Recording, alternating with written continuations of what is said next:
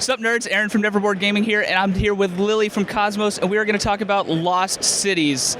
I don't even know what this is. It looks cool, though. Oh, What is it? so it's this is the third game in the Lost Cities franchise by Reiner Knizia. Okay. We have the Lost Cities card game, which is a 2-player game, and then the 2 to 4 player board game. And this one's brand new, Lost Cities Rivals for 2 to 4 players.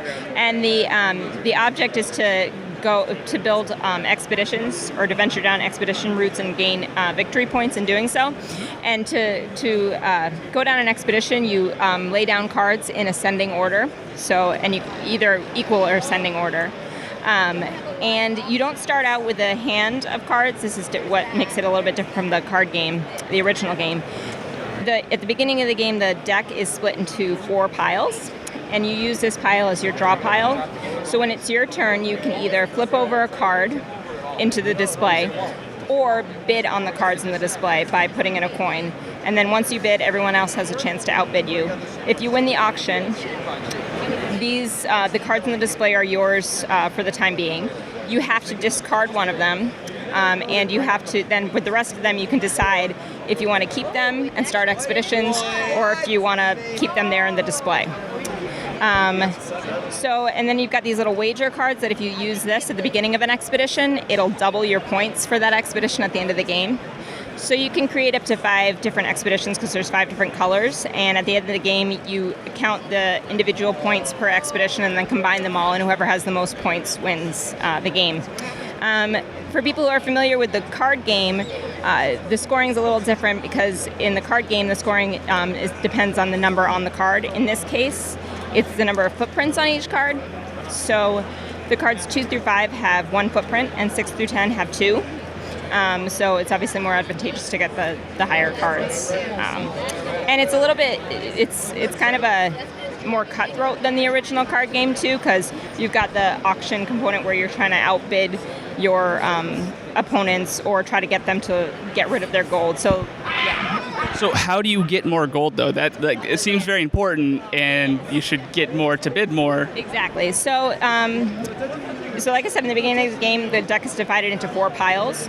The gold is divided evenly among all players, and you have the gold that you receive at the beginning of each round, which is a deck of cards, is all the gold that you're going to get for that round. So you can't get any more gold until the last card is flipped over in this pile.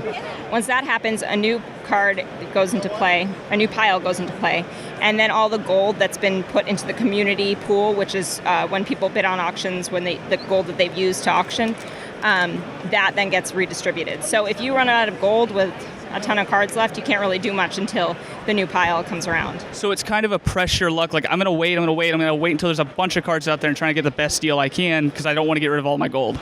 Yes, definitely. And also, the other thing which it's kind of become my MO for this game, is if your opponent has a lot of gold and you don't necessarily need the cards in that display, you can try to outbid them and get them to, or not outbid them, but you can try to keep raising their bid so they get rid of as much gold as possible and then give it to them at the end, but then they're left with no gold until the next pile is replaced. So it's a little more cutthroat, I think, than the original card game, but it's a lot of fun. And we literally just, this was shipped directly to the show and it arrived on Wednesday, so it made it just in time.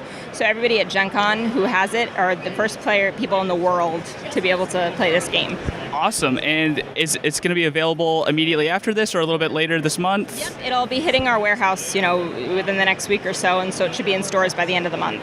But if you're at Gen Con, you're lucky and you have it for ahead of time. Yeah. Awesome. Well, it seems appropriately naming it Rivals because it's so cutthroat, and if this sounds like a game that's interesting to you, we'll have a link in the description box down below. You can click on it, order yourself one, it'll get shipped out maybe by the end of the month. And while you're down there, don't forget to subscribe to our channel so you'll never be bored.